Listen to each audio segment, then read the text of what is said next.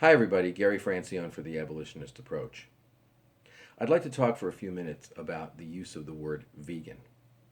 What do we mean when we say someone is a vegan? Well, vegan is generally defined as someone who does not eat, wear, or otherwise use non human animals to the extent practicable. Well, first of all, what do we mean by the expression to the extent practicable? There are some people who seem to think that what that means is when they're in a restaurant and they want to eat fried potatoes and the potatoes are fried in lard or in oil that has otherwise been frying animal bodies, that they really want it, so therefore it's no longer practicable to not eat them. That's nonsense. Once you understand practicable in that way, everything is okay to do, because the only thing that matters is what you want. That's not what it means to say to the extent practicable. It means you can't avoid it. You really can't avoid it. So when we're driving on roads, those roads often have animal products in the surface of the roads. The plastics on our computers and on our phones often have animal byproducts in them. That's because we're killing 60 billion land animals a year and a trillion sea animals, at least a trillion sea animals every year. And byproducts, animal byproducts, are easy to get and they're cheap. So we're going to, as long as people are consuming animals, we're going to continue to have those byproducts in plastics and in road surfaces and other things. We can't avoid that. Okay, so that's what we mean to the extent practicable. You don't eat them, you don't wear them, you don't use them, but it doesn't mean you can't have a computer or you can't have a phone or you can't drive in an automobile on road surfaces. Okay, so that's point number one. Point number two is, can we talk about a vegan diet? This is a big issue for a lot of people. The answer is Donald Watson, the person who coined the expression vegan in 1944, certainly used the word vegan to apply to diet. Now, you can't say that someone who doesn't eat any animal products, eats only plants, but wears animals or otherwise uses animals. You can't say that person's a vegan. But if somebody eats only plants, can you say that that person has a vegan diet? And the answer is yes, of course you can. Watson himself used the expression in that way. It is not necessary for someone to be a vegan that they do it only for moral reasons. If you have somebody who does not eat, wear, or otherwise use animal products for reasons of the environment or reasons of health, I mean, it would be odd, but I mean, if you had somebody who said, well, I don't eat them, wear them, or use them simply because I'm concerned about the environmental aspects of animal exploitation. I have really never met in my entire life, and I've been doing this for 35 years now, I have never met anybody who was a vegan for environmental or health reasons.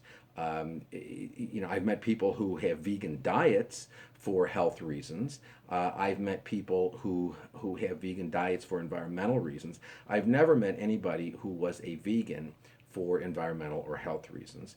And many of the people who have vegan diets for health or environmental reasons, or who have vegan diets, for health and environmental reasons, often cheat. I mean, that because they don't see it as a moral principle. So, can somebody be a vegan? That is, somebody who does not eat, wear, or otherwise use animal products to the extent practicable for reasons of the environment or health? The answer is sure. It's not just the case that the person can do it only for moral reasons.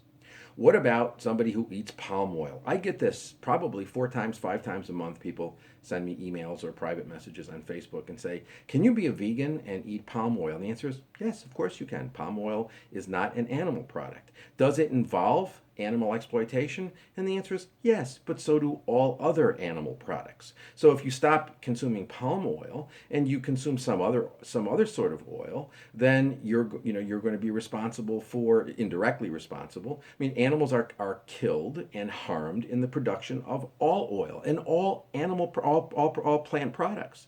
So the idea that somehow you're not a vegan if you consume palm oil, you're not a vegan, is nonsense.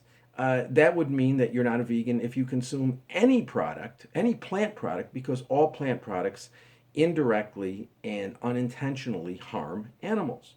So, I mean, this idea that, well, you can't be a vegan if you consume palm oil is simply nonsense. It doesn't really make any sense. Okay, there may be really good reasons not to consume palm oil, but the fact that you consume palm oil doesn't mean that you're not a vegan. Okay. By the way, let me just say this: I think it's really important for us all to consume a whole lot less. I mean, we all eat more than we should. We all consume more than we should.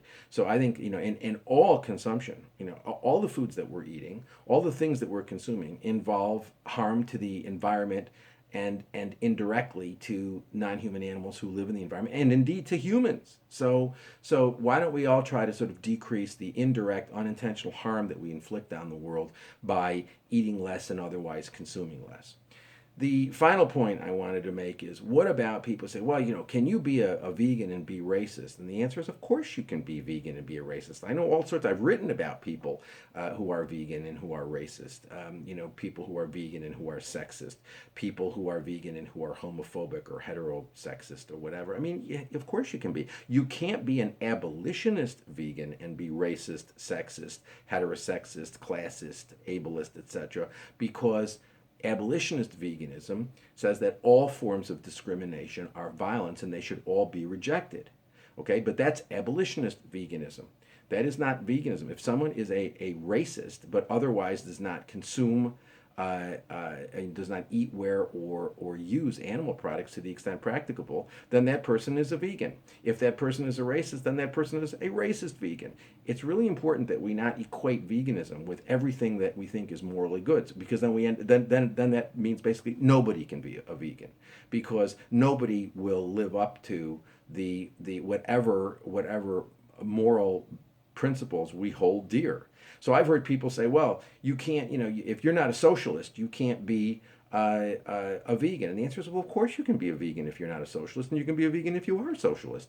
I mean, veganism is not eating, wearing, using animals to the extent practicable. I think it's really dangerous to try to load it up with more moral baggage and make it equivalent to whatever you think is, moral perfection. It's just not really a good idea. Abolitionist veganism has 6 principles. If you want to say you're an abolitionist vegan, then I would suggest you look at the 6 principles that we discuss in the abolitionist approach.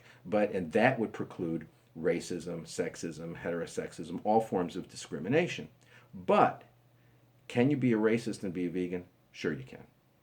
In any event, for information about veganism, please go to howdoigovegan.com or go to abolitionistapproach.com, and thank you very much for listening.